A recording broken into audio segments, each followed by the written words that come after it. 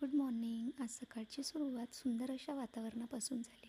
आज सकाळचं वातावरण एवढं छान होतं की वाटलं नाही आज दिवसभर पाऊस येणार म्हणून. सकाळी उठले, फ्रेश वगैरे झाले, कोमट पाणी पिली आणि घरातली कामं आवरली.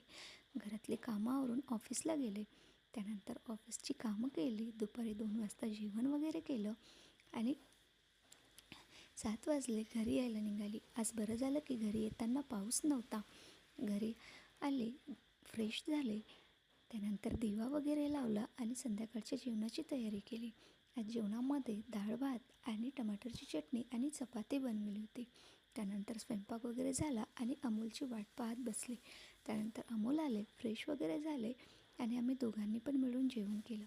त्यानंतर बाहेर येऊन बघते तर काय पुन्हा पाऊस सुरू झाला होता. असा होता माझा आजचा दिवस. Thank you for watching. Good night.